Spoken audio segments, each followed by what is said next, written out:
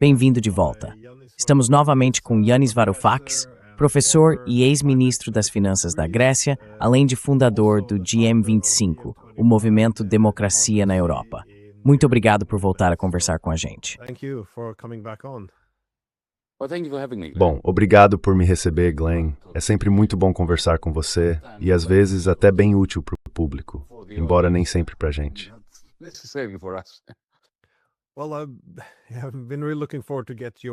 Olha, eu estava realmente ansioso para saber a sua opinião sobre esse memorando de entendimento. Mais uma vez, eu acho que, para quem analisou a guerra de forma honesta e com atenção, ficou claro que os americanos estavam perdendo essa guerra. E eu imagino que isso vai ficar evidente nesse memorando. Mas esses 14 pontos, mesmo para mim, parecem ir um pouco além do que eu esperava. Eu não consigo imaginar isso sendo colocado em prática, porque vai ser muito difícil, considerando o tamanho da derrota aqui. Mas eu queria te perguntar, como é que você interpreta isso? Porque isso é um choque, não só para os Estados Unidos, mas para o mundo todo.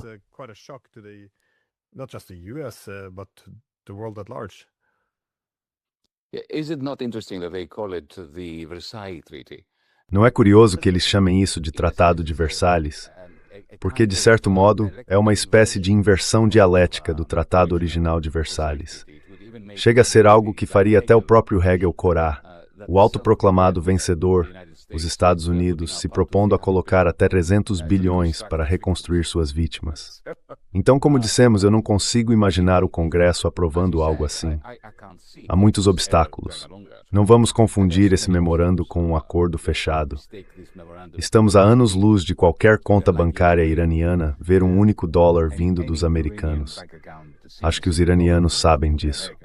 Mas simbolicamente é extremamente importante que esse memorando de entendimento tenha sido assinado.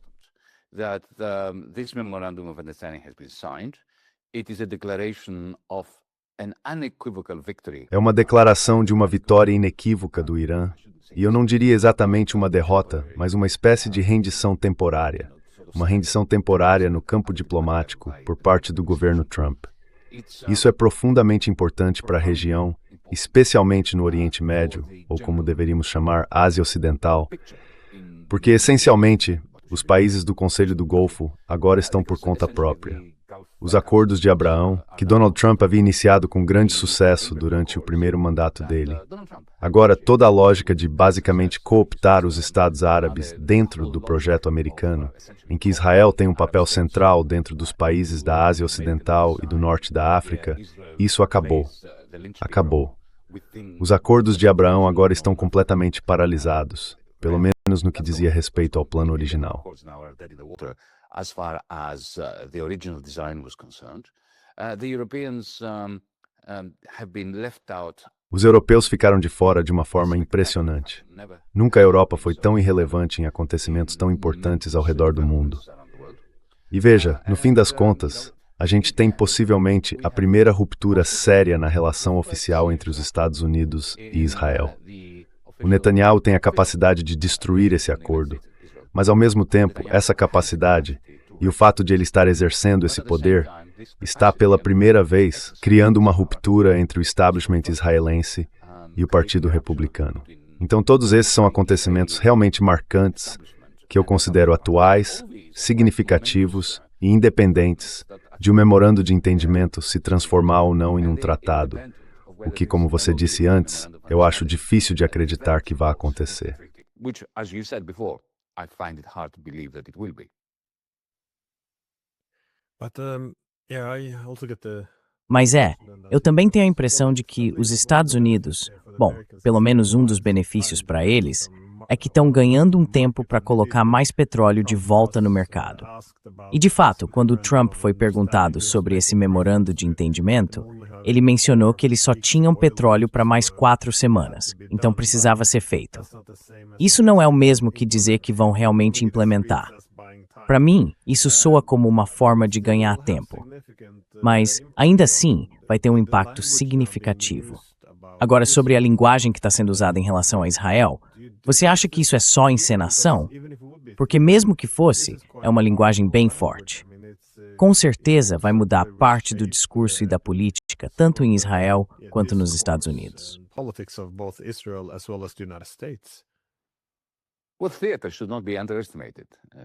Theater is very important. Olha, o teatro não deve ser subestimado. O teatro é muito importante e tem sido importante nos assuntos humanos desde o começo, há uns 5.000 anos. Aquele ato teatral específico do, digamos, J.D. Vance, a linguagem que ele usou, foi basicamente uma declaração de que o lado dele, dentro do movimento MAGA, e vale lembrar, existem duas facções nesse movimento. Uma é dominada pela própria família do Trump, que está totalmente envolvida com os israelenses em tudo, imóveis, inteligência artificial, vários tipos de negócios.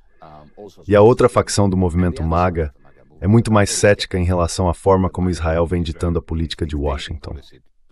A linguagem do J.D. Vance agora, depois desse memorando de entendimento entre Trump e o presidente do Irã, é uma declaração de que a parte do movimento MAGA mais crítica a Israel está começando a ganhar força.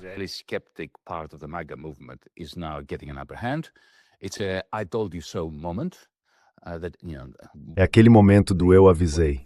O que o Vance e a ala dele do MAGA disseram ao governo que agora está se confirmando. Olha, se você está completamente nas mãos do Netanyahu, ele vai te levar para um beco sem saída. Foi exatamente isso que aconteceu com o Trump, quando ele começou a bombardear o Irã, quando iniciou aquela guerra contra o Irã. Agora ele tenta dar ré, tenta sair dessa situação, mas não tinha outra alternativa. Porque veja, o movimento MAGA está sofrendo muito, de verdade. São os trabalhadores de colarinho azul, Glenn, que colocaram ele no poder.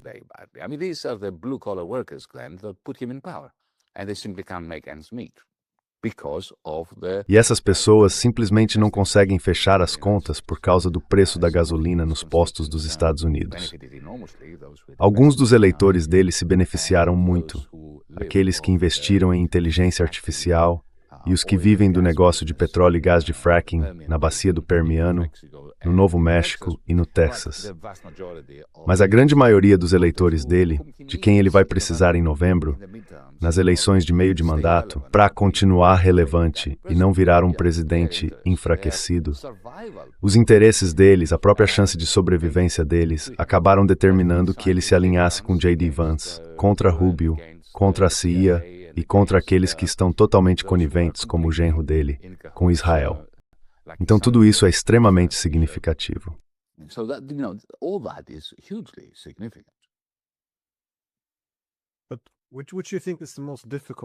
Mas qual você acha que seria o ponto mais difícil de colocar em prática entre todos esses?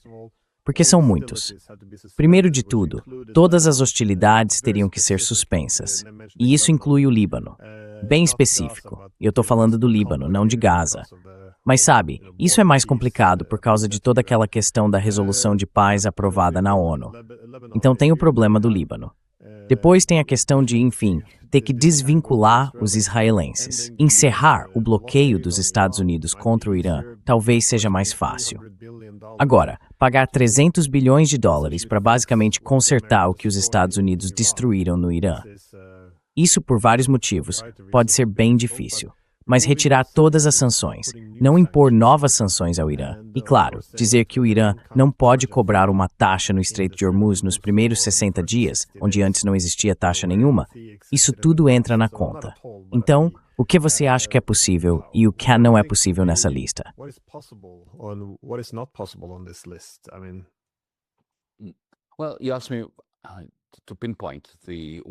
Bom, você me pediu para apontar o item desse catálogo que tem menos chance de ser implementado. E eu acho que qualquer transferência de dinheiro dos Estados Unidos para contas bancárias iranianas, esse vai ser o mais difícil, porque o Congresso tem bastante controle sobre isso. E os democratas, junto com os neoconservadores entre os republicanos, os democratas e os republicanos pró-Israel, eles vão bloquear esses fundos. Vai ser muito difícil para o Trump avançar nessa direção, de realmente transferir o dinheiro, de liberar os recursos. Não se trata dos Estados Unidos darem dinheiro ao Irã. Para começar, o principal ponto da pauta sobre os dólares iranianos é permitir que o Irã tenha acesso ao próprio dinheiro, que está congelado há décadas.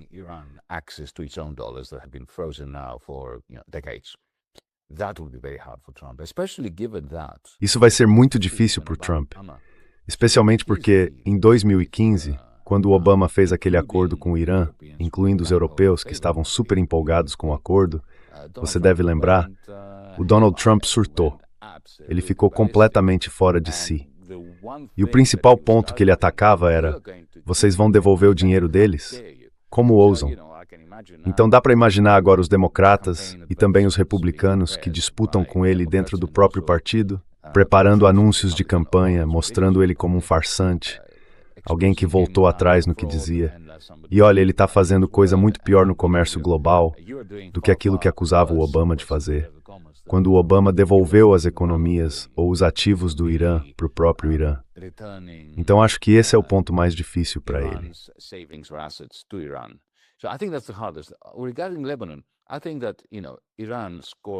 Sobre o Líbano, eu acho que, veja, o Irã conseguiu uma vitória diplomática impressionante contra os Estados Unidos, especialmente contra Israel, mas também contra os opositores do Hezbollah dentro do parlamento libanês.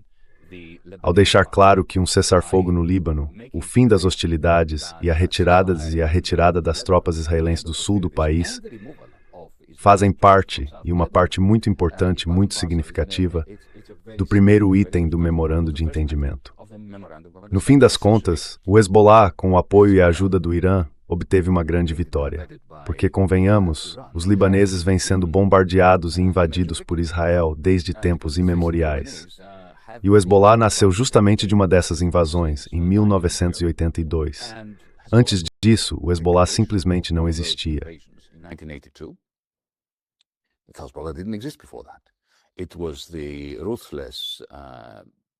Foi a invasão implacável e assassina do sul do Líbano, em 1982, que criou o Hezbollah. E claro, o Irã soube aproveitar isso. O Irã não criou o Hezbollah. Ele aproveitou o surgimento de um movimento de resistência entre a população xiita do Líbano, apoiou esse movimento e, sem muito esforço, acabou conquistando um grande aliado no país. E agora esse aliado, que até 1 ou 2 anos atrás se dizia que tinha sido eliminado por Israel, está de volta. E não só voltou, mas agora é o fiador da paz e, digamos, do fim das hostilidades, graças à intervenção iraniana junto aos americanos, o fiador da paz para os libaneses.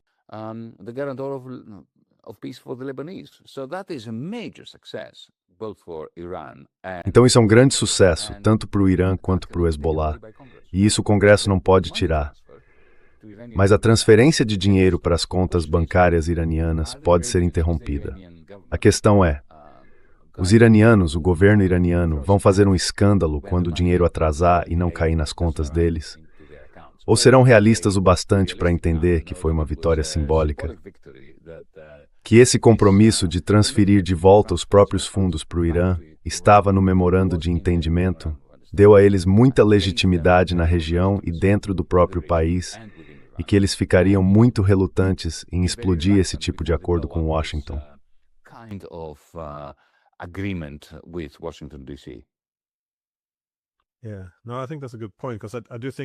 Não, eu acho que esse é um bom ponto, porque eu realmente acho que a postura americana vai ser a de enrolar os iranianos. Tipo, a gente não pode liberar esses fundos por causa do Congresso. Mas se o Irã conseguir tirar alguma coisa disso, por exemplo, se os Estados Unidos começarem a se afastar de Israel, ou pressionarem para que ele pare com parte das hostilidades, qual seria o interesse do Irã em jogar tudo fora, em vez de segurar o pouco que consegue, esperando que, com o tempo, os americanos talvez cedam um pouco mais, e depois mais um pouco, até não sobrar nada. Pelo menos é o que eles costumam fazer. Mas vai ser interessante ver como o Irã vai reagir. Porque, como você disse, jogar tudo fora também seria bom, um desperdício.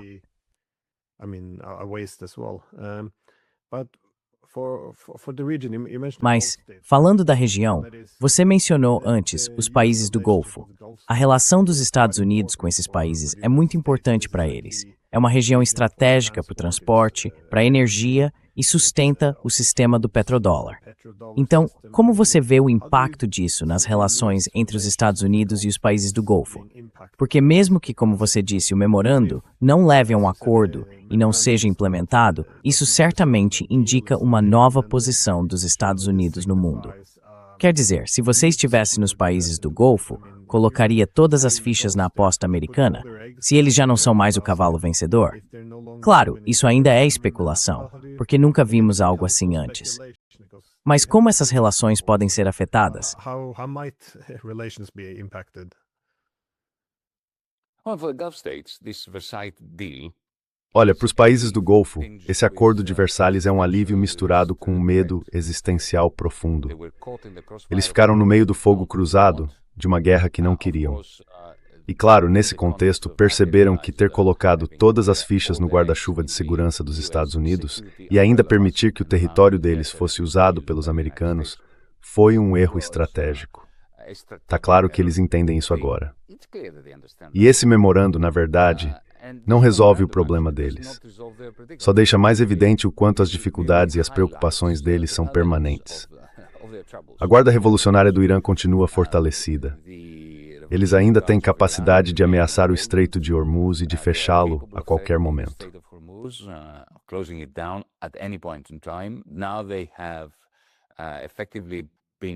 Agora eles estão, na prática, autorizados a cobrar taxas.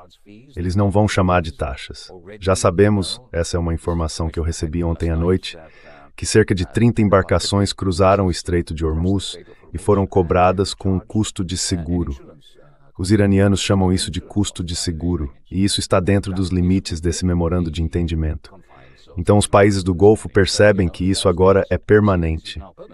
E veja, o uso de mísseis e drones, que são muito baratos de produzir, o Irã pode fabricar em grande quantidade, só pode ser combatido com armamentos americanos ou israelenses, que primeiro são extremamente caros.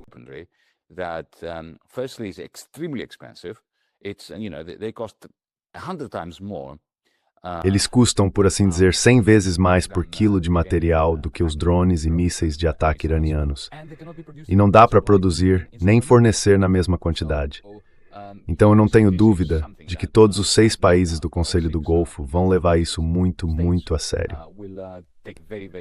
Agora, o fato é o seguinte, eu acho que esse é um ponto muito importante. A gente não deve colocar todos esses países do Golfo no mesmo grupo.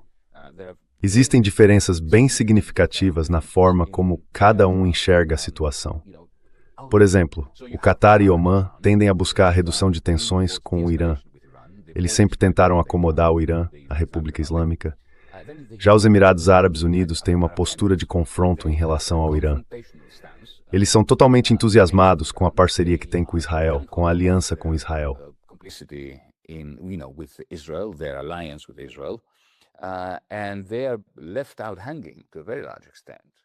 E eles acabam ficando praticamente de fora, porque a Arábia Saudita, que é, claro, o aliado mais importante dentro do Golfo, vem sendo assim desde 2019. Lembra quando o Irã, junto com seus aliados Houthis, lançou um grande ataque contra refinarias e instalações de petróleo na Arábia Saudita? Desde então, os sauditas perceberam que precisavam encontrar algum tipo de acomodação com o Irã. E usando a China como intermediária, eles estabeleceram uma espécie de distensão com o Irã. Algo bem diferente da postura de Abu Dhabi e Dubai ou dos Emirados Árabes Unidos.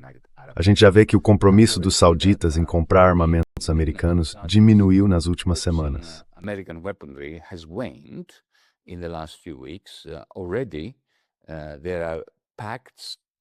Já existem acordos sendo assinados, negociados com o Irã, com a França e com o Canadá. Me parece que esses países do Golfo estão buscando fontes alternativas de armamento fora dos Estados Unidos. Então, embora os Estados Unidos continuem sendo o centro da economia política desses países, porque eles estão basicamente conectados ao sistema do petrodólar, que é uma parte essencial do mecanismo que sustenta a hegemonia americana no mundo.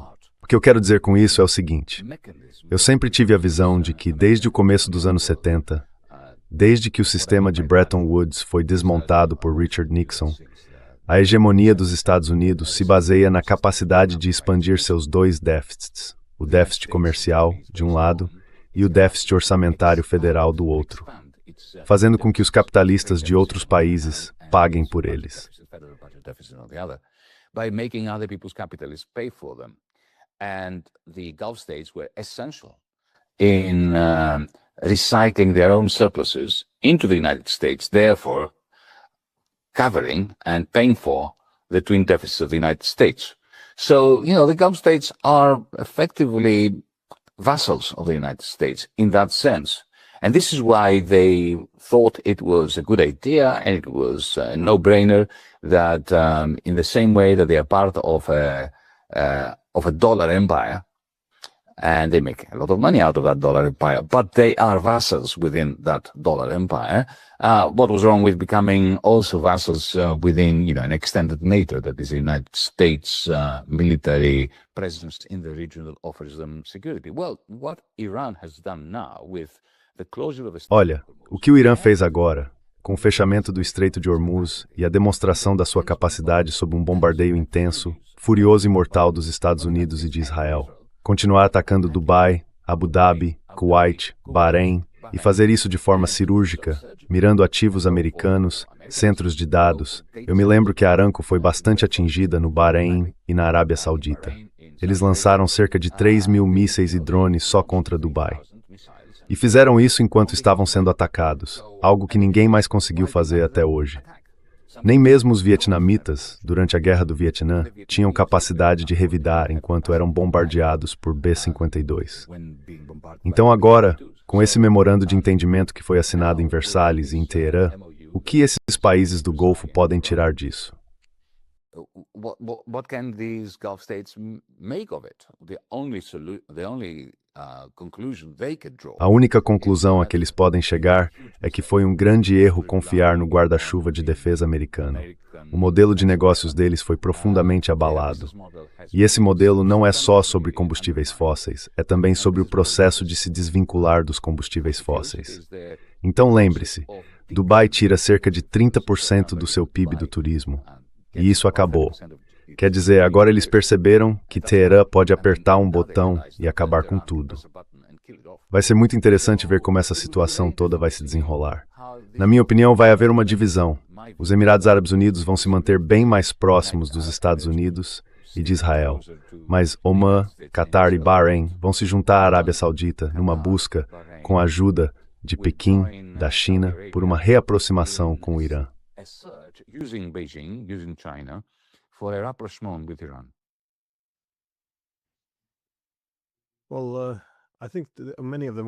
Olha, eu acho que muitos deles já estão se movendo um pouco nessa direção. Quer dizer, para os sauditas, sabe, eles não querem ser vassalos. Acho que muita gente lá viu, por exemplo, a ascensão da China, essa nova distribuição internacional de poder, que permite a eles ter uma política externa mais equilibrada, ou seja, se conectar com mais potências grandes. Assim, eles não ficam dependentes de ninguém, nem se tornam vassalos, como você disse. Mas claro, esses estados do Golfo têm um papel importante no que você chamou de império do dólar. E esse é um termo bem apropriado, aliás. Agora, quais são as implicações mais amplas disso? Porque todos esses petroquímicos estão sendo direcionados para a inteligência artificial, o que é importante nessa rivalidade com os chineses. E será que os Estados Unidos podem se dar ao luxo de ver os estados do Golfo basicamente se afastando? Quero dizer, quão frágil é o petrodólar? Não dá para presumir que tudo vai desmoronar de um dia para o outro só por causa disso. Mas, de novo, é um acontecimento bem significativo. É, sem dúvida.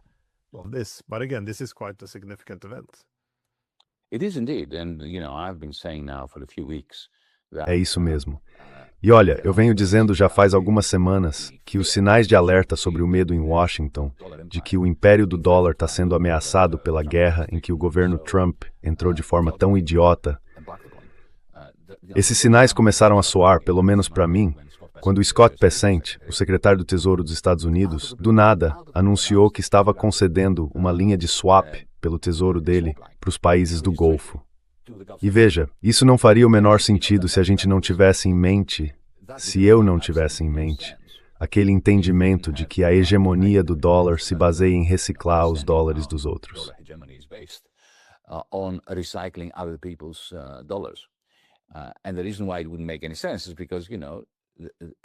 E o motivo pelo qual isso não faria o menor sentido é porque, veja bem, o Scott Bessent, o tesoureiro americano, está muito mais sem recursos do que os países do Golfo. Ele tem menos acesso a dólares do que esses países. Esses estados juntos têm algo em torno de 6,5, 7 trilhões de dólares em ativos, dinheiro e tudo mais. Então por que eles precisariam de uma linha de swap de 20, 40 bilhões? Eles não precisam disso. Então por que ele está oferecendo? Na minha interpretação, Glenn, ele não estava oferecendo um resgate para os países do Golfo para ajudá-los no momento de dificuldade, quando as receitas estão secando por causa do fechamento do Estreito de Hormuz, do fechamento dos aeroportos, dos hotéis e por aí vai.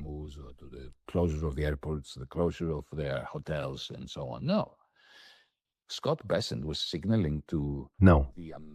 Scott Bessent estava mandando um sinal para os mercados financeiros americanos de que ele está lá, pronto e disposto a sustentar o império do dólar. E eu vou encerrar esse meu pequeno solilóquio dizendo o seguinte. Se você olhar para os acordos que o governo Trump fez com os países do Golfo no último ano e meio, desde que Trump tomou posse pela segunda vez, esses acordos previam pelo menos 3,5 trilhões de dólares fluindo dos estados do Golfo para os Estados Unidos. Desse total, pelo menos 2 trilhões seriam para investimentos em inteligência artificial nos Estados Unidos e mais 1,7 trilhão em armas que seriam compradas principalmente pela Arábia Saudita, mas também pelos Emirados Árabes Unidos e outros países do Golfo dos Estados Unidos.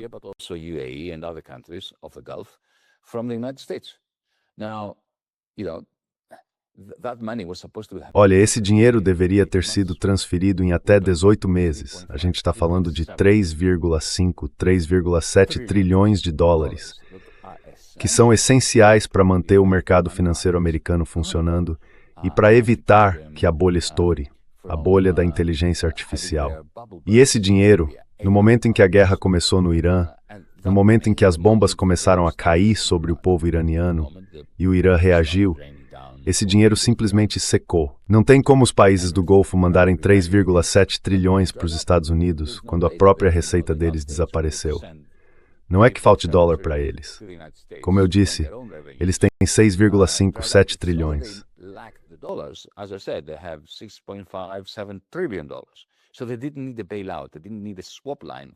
Então eles não precisavam do resgate. Não precisavam da linha de swap do Scott Bessent. A declaração do Scott Bessent sobre oferecer ou emitir uma linha de swap para os países do Golfo era justamente para deixar claro que não se tratava de um resgate desses países. Eles não precisavam disso. Mas foi uma mensagem para os mercados financeiros, para os detentores de títulos nos Estados Unidos e para os especuladores em ações, de que o Tesouro estava pronto para injetar liquidez nos mercados de dinheiro, para compensar o fato de que, por causa da guerra, menos petrodólares estariam vindo dos países do Golfo para Nova York.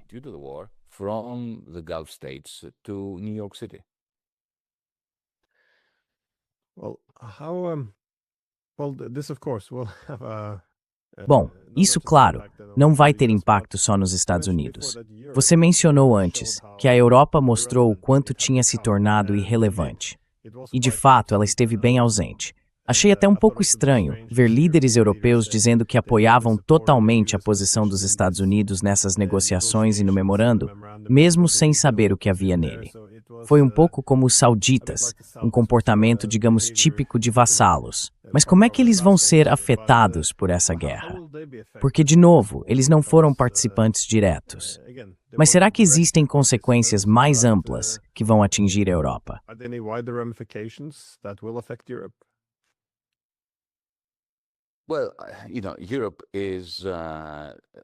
Olha, a Europa já está estagnada. A crise do custo de vida está piorando por causa do que está acontecendo. Mas no fim das contas, a gente é tipo dano colateral nisso tudo. Só que tem mais coisa aí. Você ouviu o Pete Hegseth, secretário de Guerra dos Estados Unidos, anunciando que vai fazer uma revisão do compromisso militar americano com a Europa. E basicamente, desculpa, é minha filha me ligando. Vou repetir. Basicamente, o que ele estava dizendo é que os Estados Unidos não vão sair formalmente da OTAN, nem fechar suas bases, mas vão realocar boa parte dos gastos militares que hoje estão na Alemanha, em Bruxelas e na Grã-Bretanha, para a Ásia Ocidental ou, mais provavelmente, para o Extremo Oriente.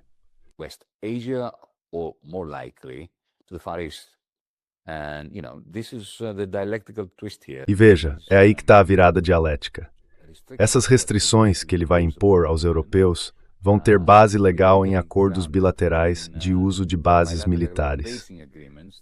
O que, essencialmente, ele vai estar dizendo é o seguinte: a menos que vocês deixem a gente usar as bases na Europa do jeito que quisermos, sem nenhuma das limitações que vimos durante a Guerra do Golfo, porque houve, pelo menos em teoria, algumas restrições impostas aos Estados Unidos no uso das bases europeias. Então é isso. Agora, pessoalmente, eu não dou a mínima.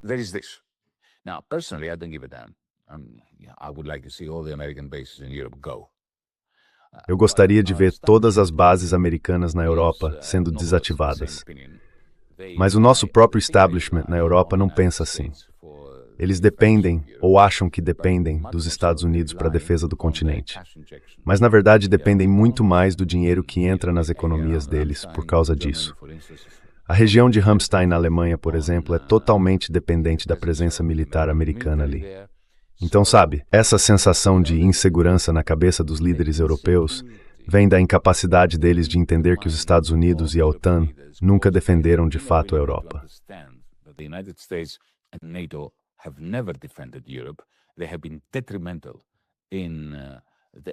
Eles têm sido prejudiciais aos interesses de segurança e proteção da União Europeia e da Europa. Sabe, essa incapacidade de entender isso, ou talvez a falta de vontade de entender. Em muitos casos, o salário deles depende justamente de não entender, se é que você me entende. Mas, de qualquer forma, o fato é que eles ficaram completamente fora de cena durante a guerra do Irã. A única vez que foram mencionados foi quando Donald Trump os chamou de covardes por não ajudá-lo, como se pudessem. Agora, com a revisão do Hexet sobre o compromisso militar americano com a Europa, isso está gerando muita preocupação entre eles. Mas, claro, do ponto de vista da maioria dos europeus, isso realmente não faz diferença. Nós somos vassalos dos Estados Unidos. To the United States, we have swapped one dependency for another. A gente trocou uma dependência por outra. Antes, dependíamos do gás russo barato. Agora dependemos do gás natural caríssimo, vindo da bacia do Permiano, do Novo México e do Texas. Não temos um plano de energia. Não temos uma união energética. A Europa não tem uma resposta para a pergunta: o que vamos fazer? Vamos nos integrar ainda mais à esfera do petróleo no mundo. Aquela parte do planeta que, graças às políticas do Donald Trump, depende cada vez mais dos combustíveis fósseis. Ou vamos nos tornar estados que apostam cada vez mais na energia solar e nas renováveis, que geram eletricidade, substituindo o motor a combustão interna por motores elétricos.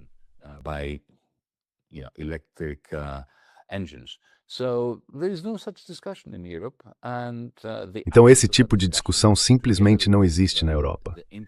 E a ausência dessa discussão, junto com a impotência da Europa em qualquer um dos grandes cenários de conflito, seja na Ucrânia, no Irã ou na Palestina, e a incapacidade das nossas lideranças de sair dessa mentalidade atlantista que já não serve mais para nada, nem mesmo do ponto de vista conservador de direita.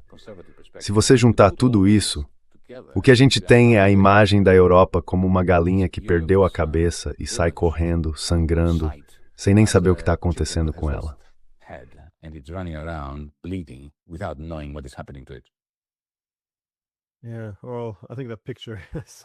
É bom, eu acho que aquela imagem resume bem o estado da Europa.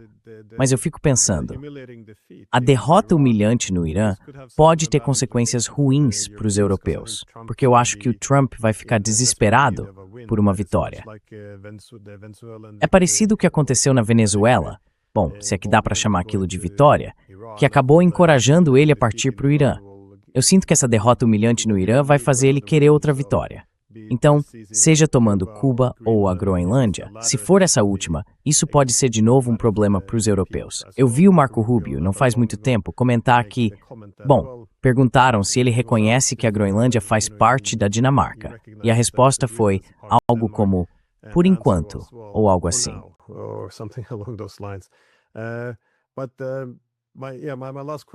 Mas a minha última pergunta era sobre a outra grande guerra, aquela que me preocupa um pouco mais, porque tem o potencial de escalar muito rápido e possivelmente até virar uma guerra nuclear, que é a guerra na Ucrânia. Como você acha que a derrota na guerra do Irã vai impactar a guerra na Ucrânia?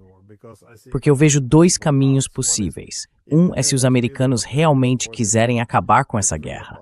Isso liberaria boa parte da atenção deles e eles poderiam tentar conseguir uma vitória encerrando esse conflito.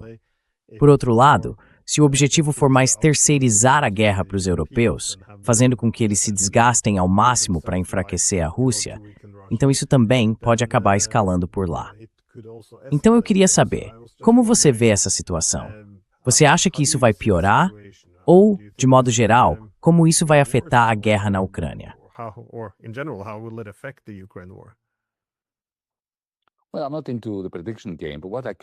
Olha, eu não costumo fazer previsões, mas o que eu posso comentar é sobre a segunda opção que você mencionou. Ou seja, terceirizar, como eles já fizeram, a guerra da Ucrânia para os europeus. Nesse caso, são os americanos terceirizando. Não exatamente a guerra em si. Eles não têm como terceirizar a guerra, porque os europeus não têm capacidade de inteligência. Eles não conseguem fornecer ao exército ucraniano dados de satélite, nem relatórios da CIA. Simplesmente não conseguem. Tudo o que podem fazer é comprar armas americanas e enviá-las para a Ucrânia. E é isso que tem feito. Então eu não acho que os americanos consigam terceirizar a guerra para os europeus, mesmo que queiram, porque os europeus não têm como sustentar esse peso. Eles simplesmente têm uma incapacidade. Isso também não tem deal. Quer dizer, lembra que eles pegaram emprestado um monte de bilhões do mercado há pouco tempo? Quanto foi mesmo? Uns 90 bilhões? Acho que esse dinheiro já acabou. E não acho que eles tenham capacidade de pegar mais empréstimos. Se você olhar para o orçamento da União Europeia, já não dá para bancar. Eles estão negociando, neste exato momento, lá em Bruxelas, o próximo orçamento de 7 anos da União Europeia. E não conseguem fechar as contas, porque agora a conta está chegando. Lembra do Next Generation EU, o fundo de recuperação, como a gente costuma chamar? Aquele de uns 700, 800 bilhões, que foi tomado emprestado para ser dividido entre os oligarcas nos últimos 2, 3 anos.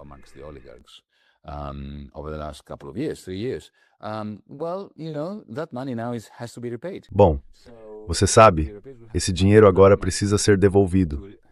Então os europeus vão ter que encontrar esse dinheiro todo ano para pagar os empréstimos que fizeram para o fundo de recuperação. E ao mesmo tempo, será que eles vão pegar mais dinheiro emprestado em nome da Ucrânia? Quer dizer, a fantasia de que a Rússia vai ser obrigada a pagar indenizações já deve ter, sabe, meio que se dissipado, até na cabeça de pessoas tão irracionais quanto a liderança europeia. Eles não podem ser tão irracionais a ponto de achar que vão fazer o Putin pagar. Eles sabem disso. Por isso, eu não acredito que essa guerra possa continuar por muito tempo sendo conduzida pelos europeus. Os americanos vão continuar comandando como já estão fazendo, mas não vão bancar tantos custos.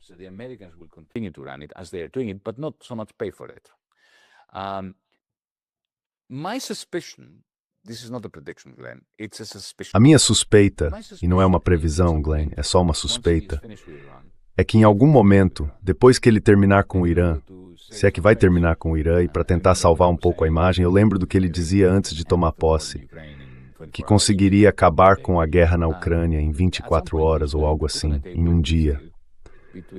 Em algum momento, ele vai colocar na mesa um acordo de paz entre a Rússia e a Ucrânia e vai dizer para os europeus e para os ucranianos, aceitem ou deixem. E se não aceitarem, ele vai sair de tudo, vai parar os relatórios, vai cortar o compartilhamento de dados com a Ucrânia. Esse é o meu palpite. Mas não passa disso. Um palpite.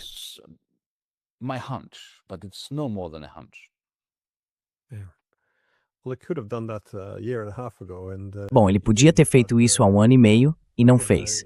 Mas, de novo, nas palavras do Trump, se os europeus quiserem comprar armas americanas para lutar contra a Rússia, então os Estados Unidos estão de boa com isso.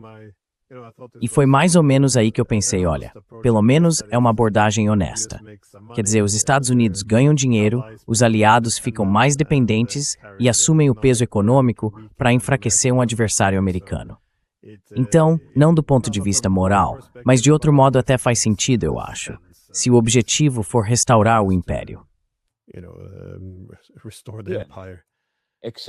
Só que os europeus não têm mais como bancar armamentos americanos para a Ucrânia. O dinheiro acabou. Eles estão ficando sem recursos e muito rápido.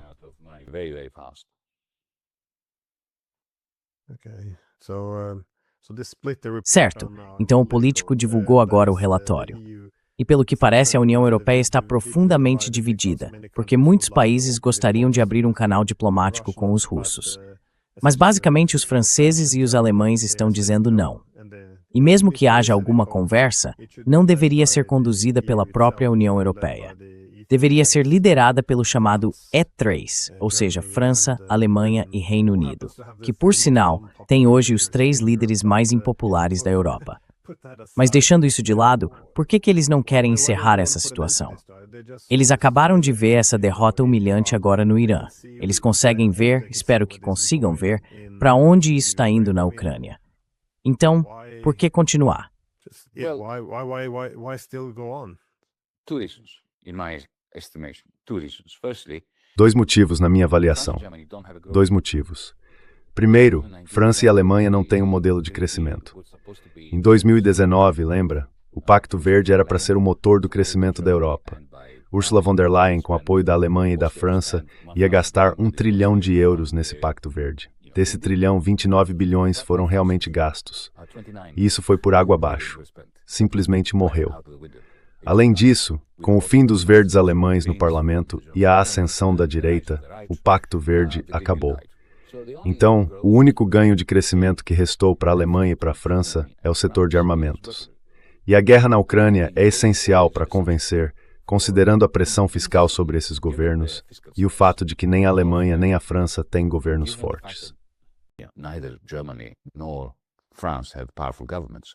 I mean, Friedrich Merz, the German chancellor, can't even command respect. Quer dizer, o Friedrich Merz, o chanceler alemão, não consegue nem ter respeito dentro do próprio gabinete, quanto mais no resto do país. O Emmanuel Macron é um presidente em fim de mandato, sem força política. Então veja, eles não têm poder real dentro de seus países. E a única coisa que podem fazer para manter uma aparência de investimento, de dinheiro circulando nas empresas, especialmente na indústria, é apostar em armamentos. Aviões Rafale, tanques da Rheinmetall, mísseis e munição. Mas para isso eles precisam convencer um público muito cético de que recursos que já são escassos e que muitas vezes precisam ser tirados de áreas como saúde, educação e infraestrutura, para ir para Rheinmetall, para Dachau, para a fabricação de armas, são essenciais. Porque afinal, dizem eles, estamos enfrentando uma guerra bem aqui no nosso quintal. Essential because we have a war in our backyard, so they need that war to continue. They need Russians and Ukrainians to. Então eles precisam que essa guerra continue. Precisam que russos e ucranianos continuem morrendo. Precisam que os preços da energia fiquem lá em cima para manter o que é, na verdade, um modelo de crescimento bem patético. Esse é o motivo. O segundo é o seguinte: imagina que Merz e Macron tivessem uma espécie de epifania, que eles se juntassem e dissessem, vamos lá, a gente precisa acabar com essa guerra horrível na Ucrânia, e resolvessem apresentar um plano de paz para levar a Moscou. O que aconteceria? Eu te digo o que aconteceria. Os países bálticos reagiriam na hora. E o mesmo valeria para a Finlândia, porque esse governo finlandês agora simplesmente saiu do controle. Viraram verdadeiros belicistas. E talvez a Polônia também. Talvez o Tusk vetasse o plano igualmente. Maybe Tusk will veto it too. They will veto it, these countries. E eles vão vetar isso, esses países, por um único motivo. Porque esses governos, especialmente os estados bálticos, aprenderam nos últimos 20 anos mais ou menos, que a forma de ter mais influência do que o tamanho deles permitiria dentro da União Europeia é mantendo a tensão entre a OTAN e a Rússia. Então o Macron e o Merz, especialmente o Macron, que eu conheço pessoalmente, o Merz não, ele é inteligente, é um bom tático e sabe que qualquer proposta de acordo de paz com o Putin que ele colocar na mesa vai ser humilhada pelos estados bálticos e pela Finlândia e talvez por outros como a Polônia, talvez a Suécia, que vão dizer não, sai da frente, deixa que a gente cuida disso. E aí o que vai sobrar para ele? Mais uma proposta dele sendo derrubada em chamas.